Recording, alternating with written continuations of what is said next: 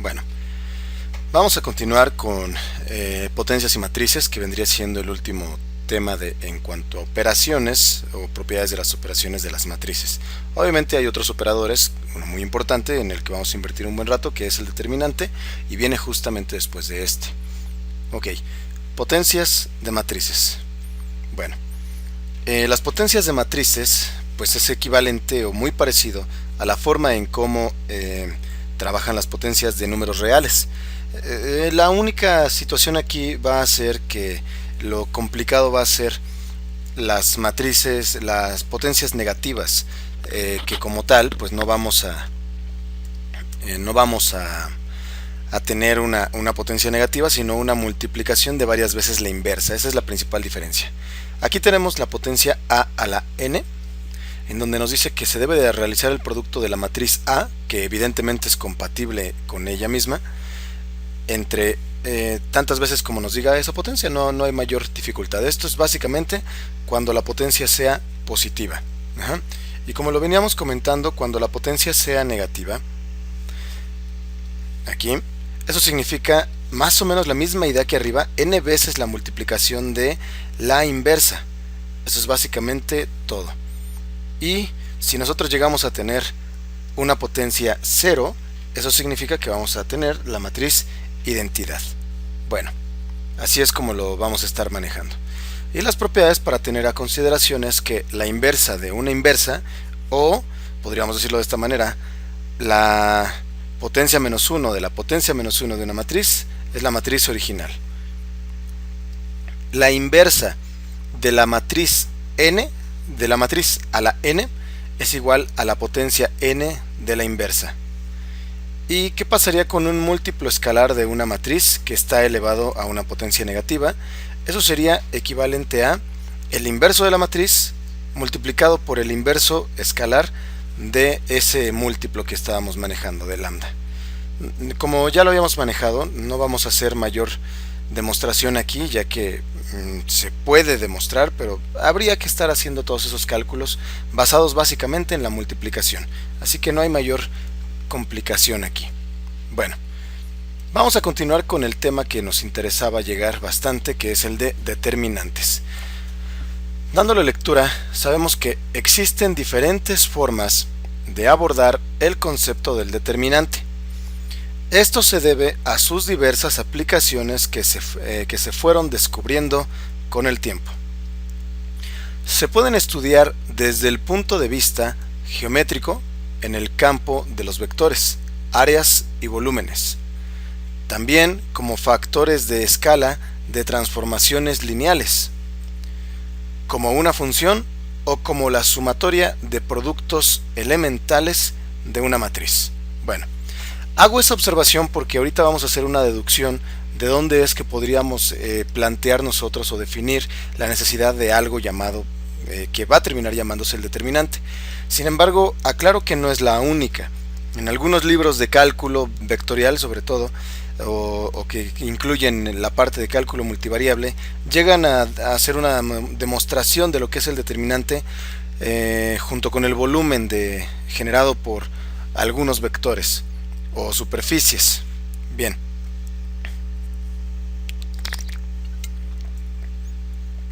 perdón por la pausa, de repente tomo agua.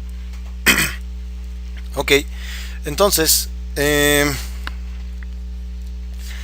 y su definición de ellos puede variar un poco la historia de cómo lo platiquen, dependiendo del área de las matemáticas o inclusive de la física en el cual están implementadas. En esta ocasión vamos a hacer una mención de cómo se desarrollan alrededor del tema de la solución de sistemas de ecuaciones. Pero bueno, continuemos con esa historia. Es simplemente para dar a entender que puede haber varias formas de abordar el tema.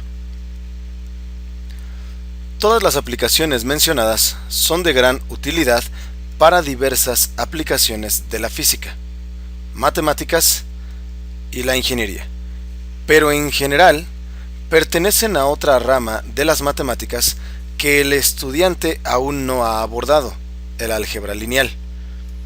Sin embargo, es posible abordar el desarrollo de los determinantes con los conocimientos preuniversitarios estudiando un tema que será central en el álgebra lineal, pudiendo considerarse estos desarrollos como introducción al álgebra lineal.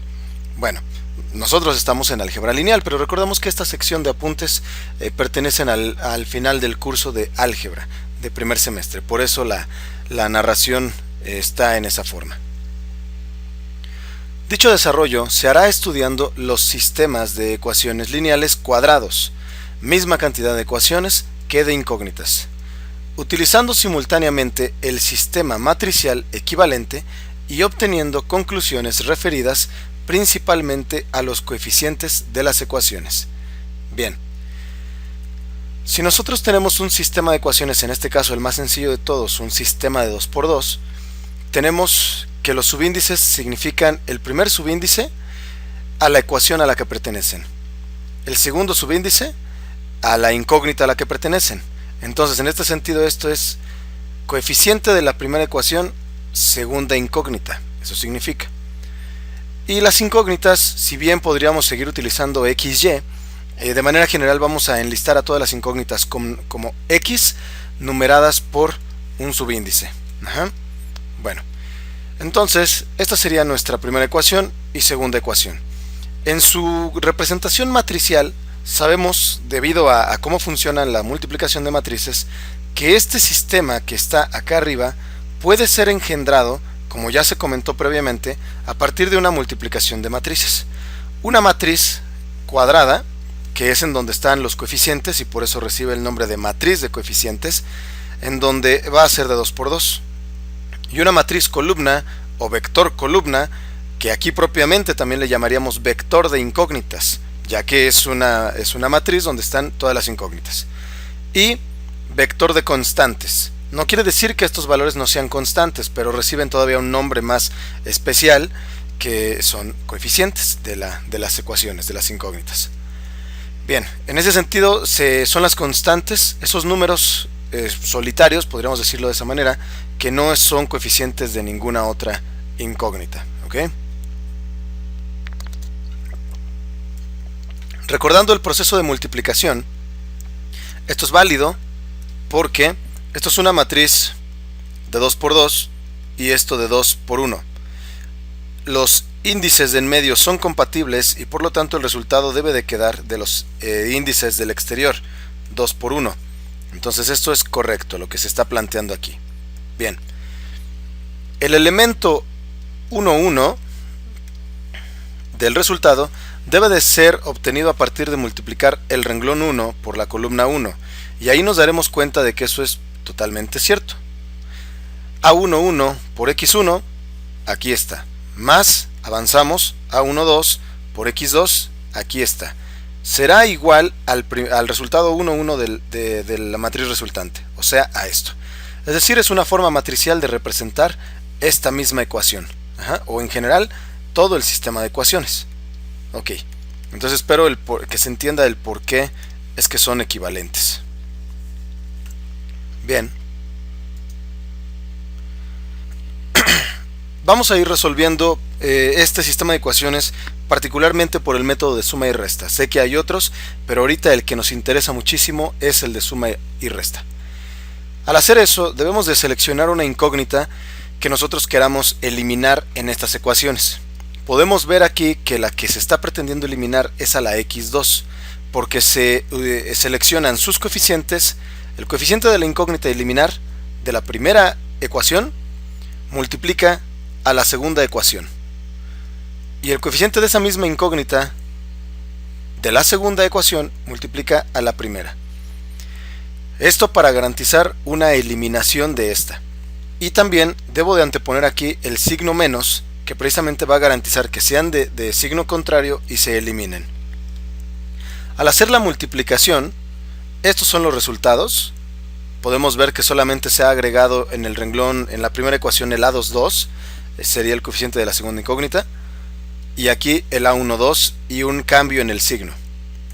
Después se procede con el procedimiento de suma, donde evidentemente estos se cancelan y queda el equivalente de una ecuación de una incógnita. Recordemos que no es que nos hayamos olvidado de la otra, sino de que el resultado de esta primera se utilizará de forma regresiva en el resto de las ecuaciones para irlas encontrando. Y este es el resultado de x1. Este es el resultado. De forma general, podríamos vaciar el valor de los coeficientes y obtener esa solución. Bueno, seguimos avanzando. Si sustituyéramos ese valor de x1 en la primera ecuación, no olvidemos que la seguimos recordando, sustituyo aquí lo que está en esta ecuación, de ahí que aparezca esta expresión bastante grande, más a1x2. Esta expresión, a pesar de lo fea o impráctica que parezca estar, solamente tiene una incógnita o un valor desconocido que es x2. Se hace un poco de álgebra, se deja esto de este lado, se pasa todo esto restando, que es lo que tenemos aquí, y posteriormente este coeficiente se pasa dividiendo, o sea, pasa al denominador por acá abajo.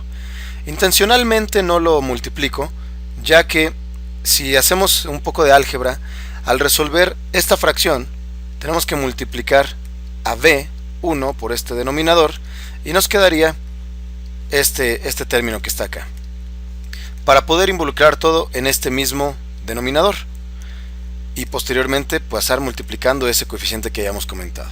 Al hacer eso nos damos cuenta que estos términos se cancelan, quedando únicamente este y este, que van a tener curiosamente como factor común ese mismo a12 de la incógnita, del coeficiente de la incógnita que estamos intentando resolver en este momento. Eso va a traer como consecuencia que podamos cancelarlos como se muestran aquí, y el denominador de hecho va a quedar exactamente el mismo que en la expresión x1. Creo que lo debo tener por acá, aquí está. Es decir, haciendo un resumen, se muestra el sistema original, matricial y sus soluciones. Vemos que x1 tiene esta expresión independientemente de si se hizo para x1 y x2. Y si bien yo sé que estamos por descubrir qué cosa es el determinante, puede ser que ya lo conozcamos al menos en práctica. Si nosotros multiplicamos estos números, nos va a dar a11 por a22.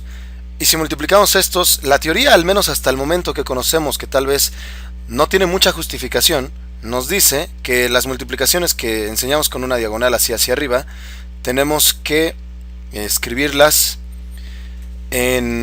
con signo contrario. Nos damos cuenta que esto que está aquí es exactamente esto de acá. Vamos, no puedo aferrarme a esta situación del hecho de decir que algo que no sé qué es todavía, no entiendo del todo, como lo es el determinante, lo utilice para justificar justamente eso mismo que no entiendo. Pero aprovechando la situación o la oportunidad de que a ustedes bien o mal ya se los comentaron que existe esa cosa llamada determinante, quiero que vayan viendo que se está presentando por ahí, ¿no? No es una justificación, pero se está presentando, y al menos algo que sí debe llamar la atención es que ese x1 y x2 tienen el mismo denominador, no así el numerador, pero el denominador sí. Entonces esa es una observación al menos interesante. Bueno, analizaremos estos resultados posteriormente. Vamos a hacer ahora lo mismo con un sistema de 3×3. De forma análoga al sistema de 2×2 se resuelve un sistema de 3×3 por suma y resta. Bueno, este procedimiento va a ser relativamente más tardado. Debemos de seleccionar esa incógnita que queremos eliminar. Y debemos ir seleccionando ecuación a ecuación. Aquí escogemos eliminar a x3 de la ecuación 1 y 2. Entonces tomamos la ecuación 1 y 2 y tenemos que hacer una multiplicación cruzada de sus coeficientes, que es la que tenemos aquí. El coeficiente de aquí multiplica a la 1. El coeficiente de la 1 multiplica a la 2. Cambio el signo para garantizar la eliminación. Tenemos el resultado de la multiplicación. Evidentemente se elimina la incógnita que queríamos. Hacemos la suma de los términos semejantes, x con x, obtenemos esto. X2 con x2, o yes diríamos, obtenemos esto. Y los nuevos términos constantes, obtendríamos esto. A diferencia del sistema de 2×2, esta no es una ecuación que pueda resolver todavía, pero tiene la ventaja de que ya tiene una incógnita menos. Le vamos a llamar ecuación 4. Hacemos la misma idea de eliminar a x3, pero ahora con la otra ecuación que nos hace falta. La ecuación 1 y 3. Coeficiente de la 1 multiplica a la 3. Coeficiente de la 3 multiplica a la 1. Se obtienen los resultados. Se garantiza la eliminación de la incógnita en interés de eliminar, por eso no la vemos en el resultado. Se suman términos semejantes de la x1. Se suman términos semejantes de la x2. Y se suman las constantes, quedándonos esto. Y obtenemos, en general, una nueva ecuación, también de 2×2, con las mismas dos incógnitas que la ecuación 4. Y de hecho, vamos a proceder a eso justamente. A eliminar ahora con la ecuación 4 y 5 como si fuera un nuevo sistema de 2×2. Se ha reducido el sistema de 3×3 a 2×2 con las ecuaciones 4 y 5. Solamente que pues va creciendo en presentación esta situación. Bueno, esta sería la primera ecuación, o 4. Esta sería la segunda ecuación, o 5. ¿Ok? Sistema que puede resolverse utilizando las ecuaciones 6.25 y 6.26, es decir, los resultados del sistema de 2×2. Para encontrar a la x1, tengo que agarrar estos coeficientes y sustituirlo aquí. Para no entrar en mayor complicación,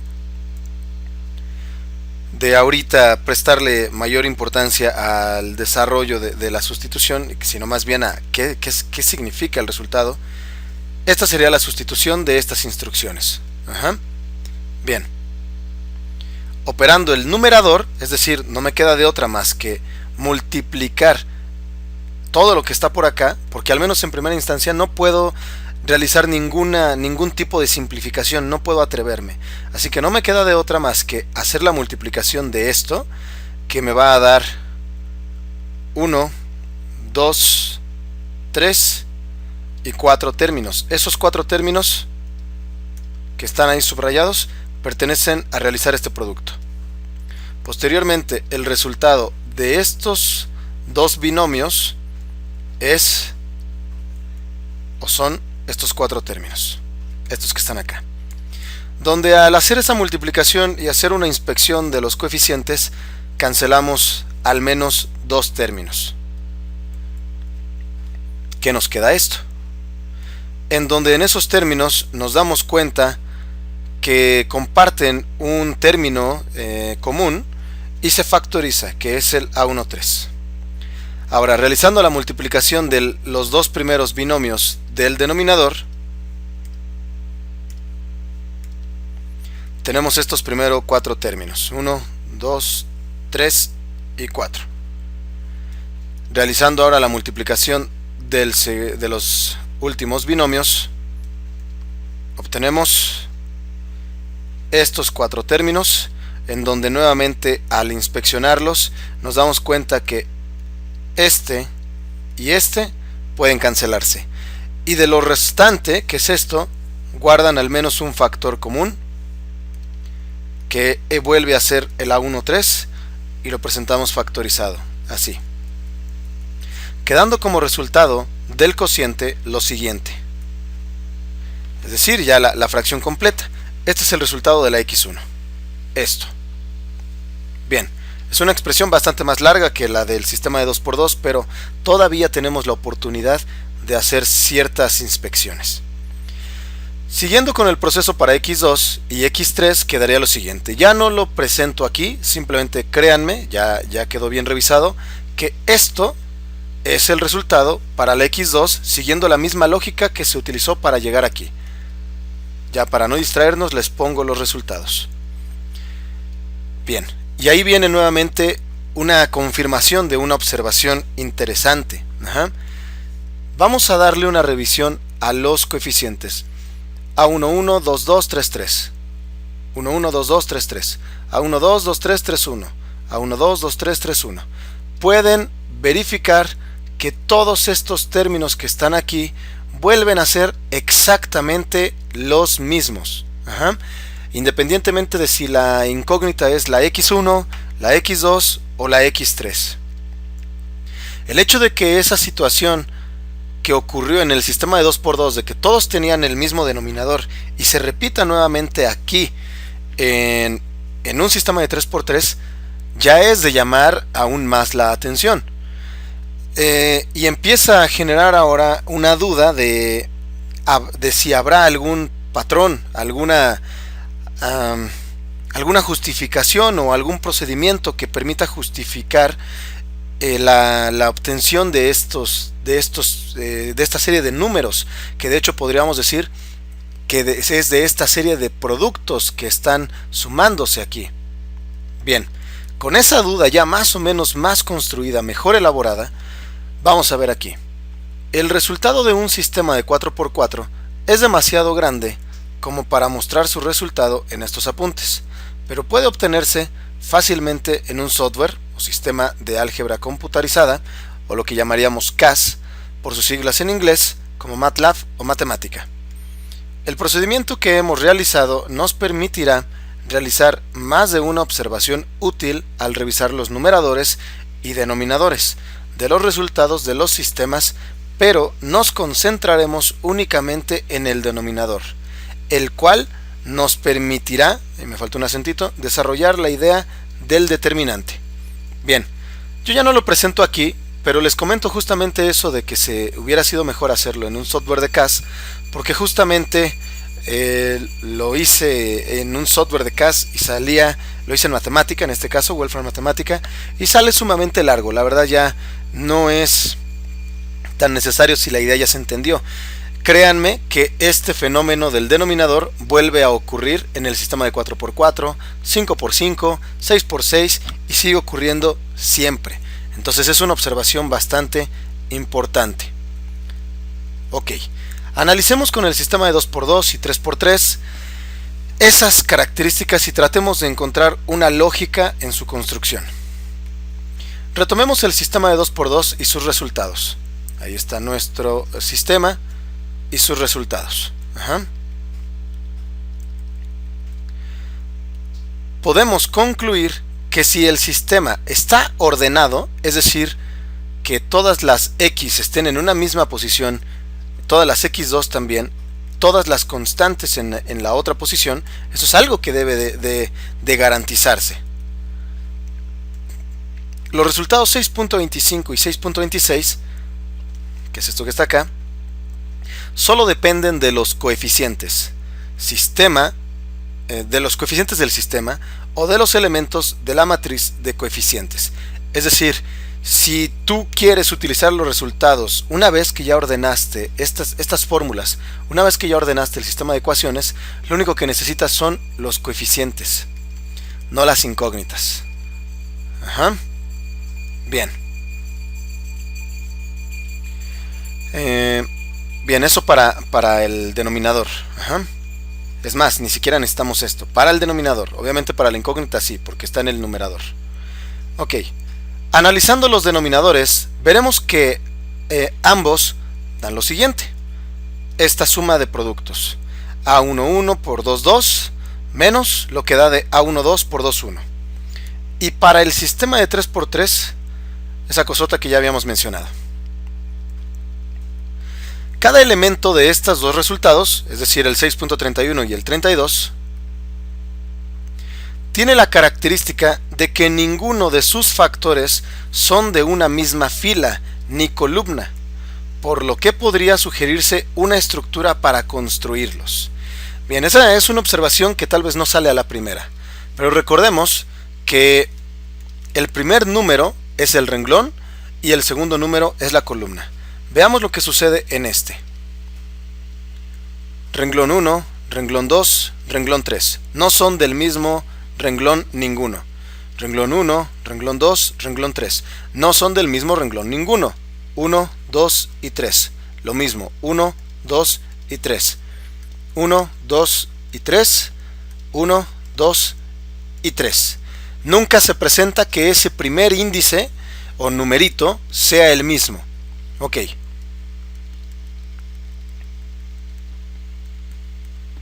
Lo mismo sucede con el segundo número.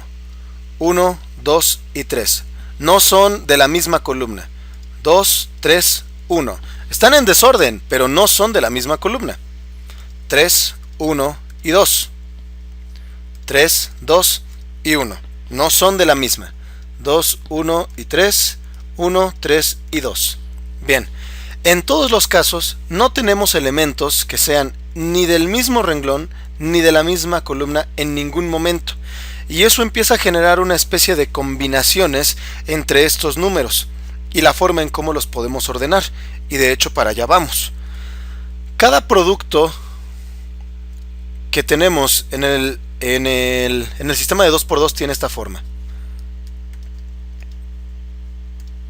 Donde no, nada más hay que tratar de definir entonces ahora cuáles son estos otros dos de acá. Porque si se dan cuenta, en todos los casos, los primeros números siempre están en orden. 1, 2, 3. 1, 2, 3. 1, 2, 3. 1, 2, 3. Los que cambian son los segundos números a mencionar, las columnas. Eso ya va planteando un cierto orden. Entonces, simplemente tenemos que saber quiénes son los números que vamos a poner aquí y el signo que le corresponde a cada uno de ellos, porque como pueden darse cuenta, algunos son positivos y otros son negativos. Y esa misma historia también pasa en el sistema de 4×4. En el sistema de 4×4, se los adelanto también, ahí resulta que tenemos bastantes más elementos. Pero resulta ser que tengo la misma cantidad de elementos positivos que negativos, como pasó aquí en el sistema de 3×3 y el de 2×2. Bien. Y curiosamente, vamos a tener tantos elementos como una pequeña fórmula que lo puedo adelantar desde ahorita. En un sistema de 2×2 tengo 2 elementos. En un sistema de 3×3 tengo 6. Y en un sistema de 4×4 tengo 24 elementos. Por eso es lo impráctico. Y no pareciera haber una lógica al principio en esto, porque en un déjenme encontrar esta tecla aquí en mi calculadora que no sé dónde quedó. Bueno, lo voy a hacer de otra forma. Y en un sistema de 5×5 tendríamos una suma de 120. En el de 4×4 serían 24. 12 positivos, 12 negativos. En el de 5×5, 120 elementos. 60 positivos, 60 negativos. Pero esto es exactamente lo mismo que 2 factorial, 3 factorial, 4 factorial y 5 factorial. Entonces vemos que hay una cierta lógica detrás de todo esto, además de cómo predecir que estos numeritos que están aquí, cómo los vamos a ordenar. Esas son las observaciones principales que vamos a hacer. Bien, vamos a ver. Las ecuaciones 6.33 y 34, déjenme borrar esto que está aquí para no confundir, que son estas, muchachos. Son plantillas básicas donde el primer índice de cada factor permanece sin cambio, ahí perdón por la n, alterando esos subíndices con las permutaciones de los conjuntos 1, 2 y 1, 2 y 3 para el caso del sistema de 3×3, respectivamente, como se muestra a continuación. ¿Cómo puede darse aquí? Puede darse que aquí sea el 1 y luego el 2, ahí está, o primero el 2 y luego el 1, aquí está, generando el A1, 2, A1, 1 por 2, 2 y A1, 2 por 2, 1. estos son los que vamos a llamar productos elementales, ¿ok? Los productos que podemos obtener al agarrar elementos en donde ninguno pertenezca al mismo renglón o columna. Eso es un producto elemental. Bien. Para el caso de el sistema de 3×3, tenemos que ver cómo puedo proponer estos que están aquí. Puedo empezar con la más sencilla, el 1, 2, 3. Después dejar fija la primera e intercambiar estos para decir 1, 3, 2. Ya se acabó, así que ahora voy a cambiar el primero a 2 y dejar en orden estos otros de acá. 1, 3. 2, 1, 3. Dejo el primero fijo e intercambio estos. 2, 3, 1. Ya se acabaron las posibilidades de las combinaciones en órdenes diferentes. Ahora cambio nuevamente el primero a 3 y pongo en orden estos. 3, 1, 2. Dejo fijo el primero e intercambio estos. 3, 2, 1. Podemos darnos cuenta que ya encontramos una forma de generar al menos los productos. Estos son los productos notables, productos elementales, perdón, de la matriz de coeficientes de 3×3. Vamos bien hasta ahí, espero. Ya sabemos cómo sacar esos elementos. De las permutaciones de 6.35 y 6.36, sistema de 2×2 y 3×3 respectivamente, solo falta justificar el cambio de signo o los cambios de signos de algunos de los términos de los denominadores que estamos estudiando. Bueno, para eso dejamos un poquito pausado el asunto del determinante y hablaremos un poco de lo que son las permutaciones. Para continuar con la deducción de lo que llamamos determinante, es necesario estudiar un poco más las permutaciones y sus características, en particular las permutaciones del conjunto de números enteros. Permutación. Una permutación del conjunto de enteros, estos que están aquí, es un arreglo de estos en algún orden sin omisiones ni repeticiones. Ejemplo.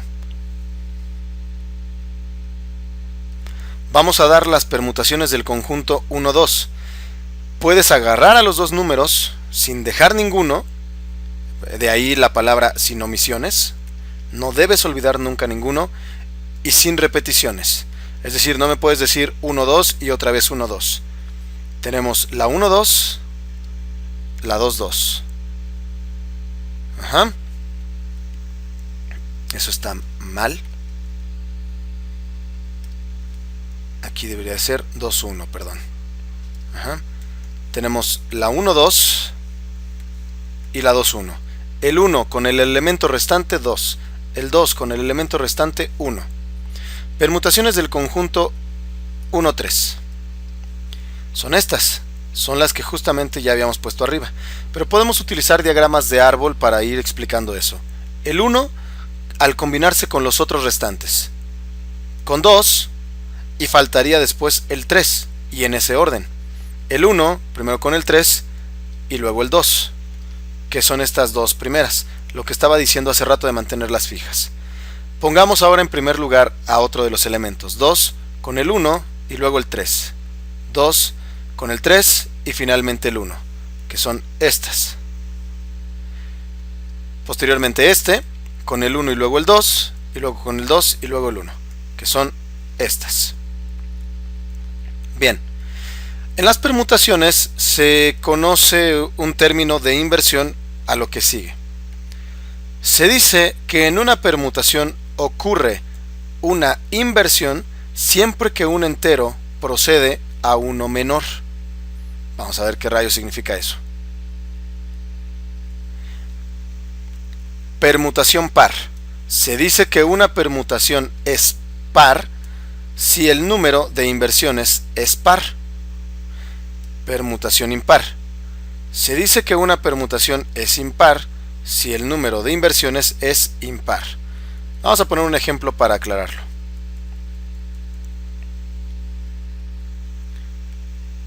Clasifique las permutaciones del ejemplo 6.10 en pares e impares. Esta permutación. ¿Qué dice la inversión?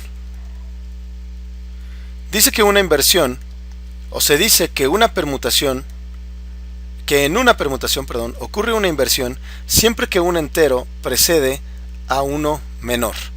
Ok, o sea que si yo leo los números y ese número está antes, es mayor que otro que está a su derecha, ahí hay una inversión. Aquí tengo el 1.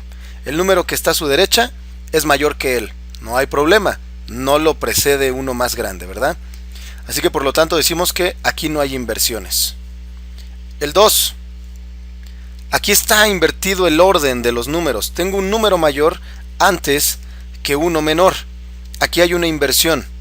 Entonces el 0 se contabiliza como par y el 1 como impar, obviamente. Vamos a ver para el inciso B. 1 antes del 2, todo en orden. 1 antes del 3, todo en orden. 2 antes del 3, todo en orden. 0 inversiones, es par. 1 antes que el 3, todo en orden. 1 antes que el 2, todo en orden. 3 antes que el 2, rompe esa fluidez de los números. Ahí tengo una inversión. Esta es impar. 2 antes que el 1 está en desorden. Entonces ahí tengo una inversión. 2 antes que el 3, sin problema.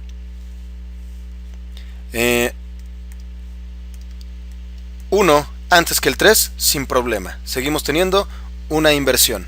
Entonces esto es impar. Vamos a ver. 2 antes que el 3, todo en orden.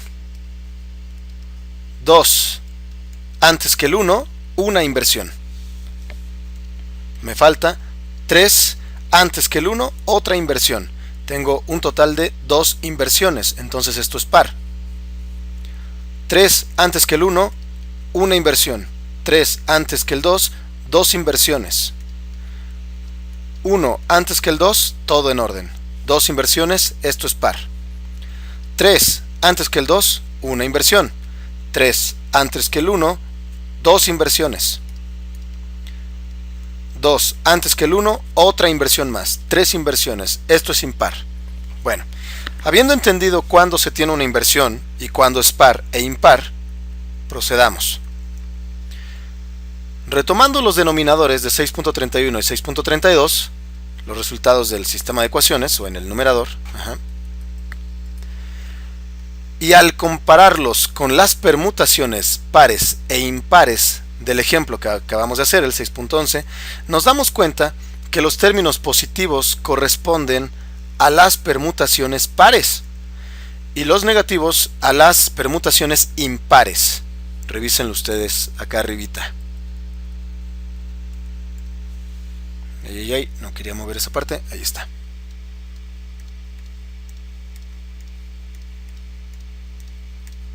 Déjenme poner esto para solamente subrayar la parte más importante. Ok, esta es positiva y fijémonos nada más en los subíndices de las columnas. 1, 2, 3 es par, o sea positiva. 2, 3, 1. Ahí está, 2, 3, 1. Par, es positiva. 3, 1, 2. 3, 1, 2. Aquí está, es positiva. Ahora las otras. 3, 2, 1. 3, 2, 1 es impar y vean, el signo es negativo. 2, 1, 3. 2, 1, 3 es impar y vuelve a ser negativa. 1, 3 y 2. 1, 3 y 2 es impar y vuelve a ser negativa. Diría el meme de las redes sociales, ¿coincidencia? No lo creo. Una maravilla de la matemática, definitivamente. Ok. Bueno, eso se puede verificar nuevamente también con este. Pero bueno, la tablita está más arriba y creo que la idea ya fue entendida. Seguimos. Ok. Y los negativos a las impares en ambos casos. Y de hecho, sucede así en cualquier sistema cuadrado de ecuaciones lineales. Crean en ello. Se puede demostrar por inducción matemática, aunque sin duda esto es sumamente complicado dadas tantas dimensiones de matrices y de coeficientes. Pero bueno, sigamos. Bajo esta observación, se definen los productos elementales con signo de una matriz. Así les vamos a llamar, productos elementales con signo. Considerando una matriz A de n por n, asociado a un sistema cuadrado de n ecuaciones y n incógnitas, sus productos elementales estarían dados por... Vamos a ver. Es un sistema de tamaño general. Lo ordeno a manita para generar la matriz de coeficientes, que es con la materia prima con la que me la voy a pasar trabajando nada más para lo del determinante o esos denominadores. Sale. A1, lambda 1, A2, lambda 2, etc. Donde esos lambda es una permutación del conjunto 1, 2, 3 hasta la n, porque tenemos hasta n columnas. De lo anterior, un producto elemental con signo de la matriz A se entenderá como un producto elemental multiplicado por más 1 o por menos 1, si son permutaciones pares o impares respectivamente. Bueno, si es obviamente par, es positiva y tendremos que multiplicarlo por más 1. Si es impar, será negativa y tendremos que multiplicar entonces el producto elemental por menos 1. Para resumir todas las observaciones realizadas a los elementos de la matriz A, se define la función determinante como la sumatoria de los productos elementales con signo de la matriz A, como det de A, o simplemente esta notación que estamos ahí acostumbrados. Entonces ahí podríamos tener lo que es la definición del determinante. Es la suma de los productos elementales con signo de la matriz A. Eso es un determinante. Y al menos aquí podemos entender como por qué es que nos interesaría sumar esas cosas, porque está asociado a el determinante, perdón, al denominador de un sistema de ecuaciones cuadrado de n incógnitas por n ecuaciones. ¿Y es útil? Vaya que sí. Bueno, ya tenemos nuestra definición del determinante y creo que ahora podemos entender un poco su justificación. Dada una matriz A de n por n, y ya que se ha visto que el determinante de A está en función de las permutaciones de un conjunto de lambda escalares o lambda valores, es muy sencillo calcular el determinante de una matriz de 2×2 o de 3×3, ya que considerando que la cantidad de permutaciones está dada por n factorial, como lo vimos arriba, solo implica 6 cálculos o 3 factorial de cálculos o de productos elementales con signo sumándose, en el mayor de los casos. Pero se empieza a complicar el proceso a partir de una matriz de 4×4 debido a la cantidad de cálculos, y se sigue complicando demasiado sin avanzar mucho en el tamaño de las matrices o de sistemas de ecuaciones, por ejemplo. Por ejemplo, n igual a 10 implicaría 10 factorial, o sea, necesitaríamos, ¿cuánto dice ahí? 3.628.800 productos elementales con signo sumándose para resolver un sistema de ecuaciones de 10×10. Un sistema de ecuaciones de 10×10 es sumamente sencillo de encontrar en la naturaleza e implicaría que ustedes hagan esa cantidad de sumas de elementos. Por eso es que las técnicas de determinantes son útiles para, pues vale la redundancia, para determinar ciertas propiedades del sistema, pero no son muy útiles para implementar como técnicas de solución numérica que se programen en una computadora para resolver estos sistemas, porque de verdad que hay sistemas que llegan a tener miles de ecuaciones. Entonces, ¿cuál sería el determinante de estas ecuaciones? Híjole, sería un número que sin duda yo creo que la computadora ni siquiera es capaz de almacenar, ¿no? productos elementales de una longitud de 10 factores cada uno. O sea, 10 factores, perdón, 3.628.800 sumandos, en donde cada sumando tiene 10 multiplicaciones. Es una cantidad de información terrible. Debido al anterior, es necesario deducir algunas propiedades para la función determinante que nos permita reducir la cantidad de operaciones. Y aquí tenemos algunos teoremas de los determinantes. Bueno, estos se los puedo adelantar desde ahorita y nuevamente no estamos haciendo mucha demostración, pero son relativamente sencillos de demostrar. Si una matriz A tiene un renglón o una columna de ceros, entonces el determinante es 0. Piénselo, es muy sencillo. Al tener una columna de ceros o un renglón, por ejemplo esto, evidentemente cada producto elemental va a tener un elemento de esta columna y por lo tanto va a traer implícito un 0 en ella y por lo tanto el producto elemental va a ser 0. Así que si ustedes se llegan a encontrar un renglón o una columna de puros ceros, muchachos, ya de inicio eso es 0. Y eso es algo muy importante que vamos a utilizar en una deducción de una demostración de la definición de dependencia lineal, una prueba para la dependencia lineal. El determinante de una matriz es igual a que si ustedes sacaran la transpuesta de esa matriz y luego su determinante. Es decir, el valor del determinante de la matriz no se ve afectado si ustedes hacen la transpuesta de esta. Si A es una matriz triangular superior, triangular inferior o diagonal, entonces el determinante de la matriz es igual al producto de los elementos de su diagonal. Eso es lo que dice allí. Porque nuevamente el hecho de que tenga ceros por arriba o por abajo de la diagonal principal traería como consecuencia también que aunque no sea todo el renglón y no sea toda la columna, es imposible librarse de que un elemento o un producto elemental con signo traiga un 0 por allí de metiche y por lo tanto el único renglón o el único producto elemental que se salvaría sería el de la diagonal principal. Bueno, si B es la matriz que se obtiene de multiplicar un solo renglón o columna de A por un escalar lambda, entonces el determinante de B es igual a lambda veces el determinante de A. Vamos a ver qué rayos significa eso. Si B es la matriz que se obtiene de multiplicar un solo renglón de la columna A, esto es A.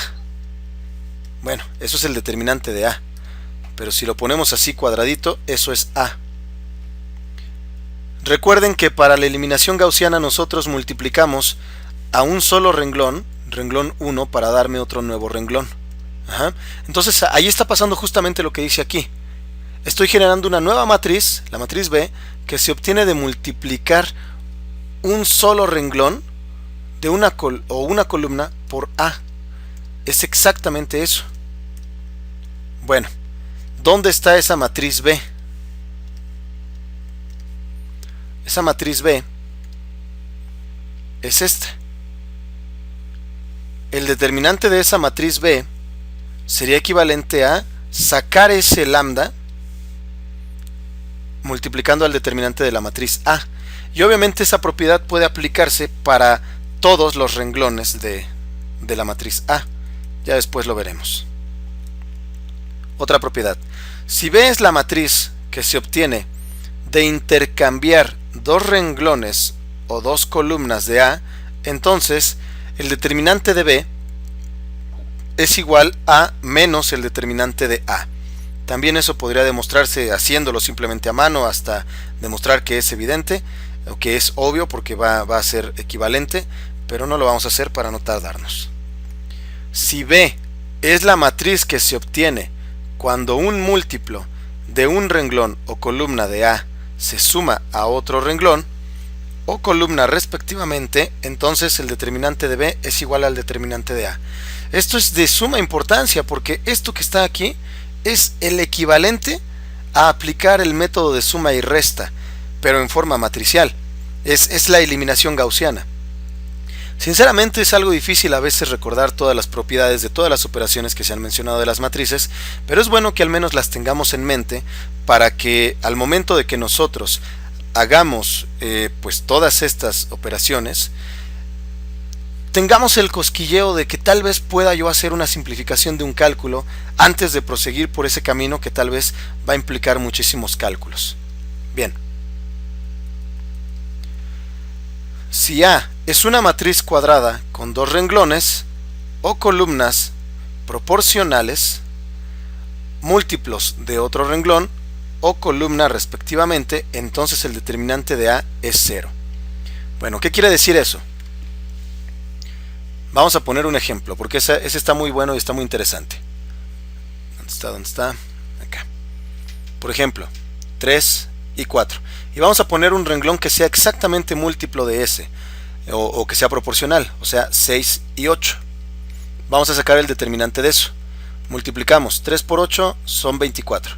Y este son menos 24. Ahí está, eso es 0. ¿Qué de interesante tiene eso? Pues algo muy interesante. Porque si eso estuviera asociado a un sistema de ecuaciones, pensemos esto, significaría que tengo una ecuación múltiplo de la otra. Y eso para el álgebra lineal va a ser sumamente importante porque estas ecuaciones me dice que no son linealmente independientes, es decir, no agregan información nueva.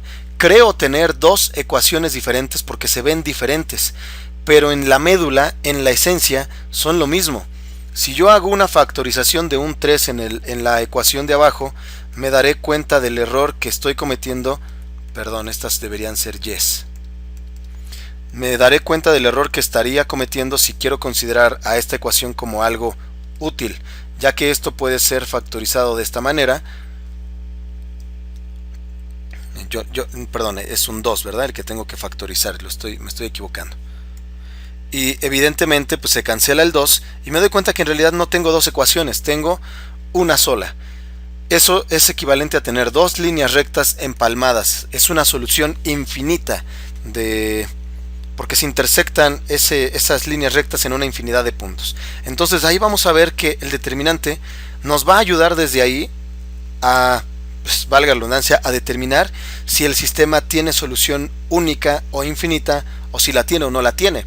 Va a ser de suma importancia y de vital ayuda. Va a ser algo que nos va a permitir identificar y discriminar esas situaciones. Bien, en el siguiente video vamos a ver cómo es que puedo optimizar un poco o facilitar un poco los cálculos de un determinante cuando éste llegue a tener muchísimos renglones, haciendo, déjeme cambiar de color, haciendo una reducción de renglones. Es decir, vamos a utilizar matrices triangulares y vamos a hablar de algunas cosas que se llaman cofactores. Y menores y cofactores. Que eso es sumamente importante cuando queremos tratar de entender una operación vectorial ampliamente utilizada en la mecánica vectorial, que es el producto cruz, y una mnemotecnia que existe por ahí de representar al producto cruz como esta expresión, donde se resuelve un determinante con esto que tenemos nosotros aquí. Y si fuera, no sé, por ejemplo, R cruz F para un, no, perdón, F cruz R para un producto, un momento, nos dicen que sería esto.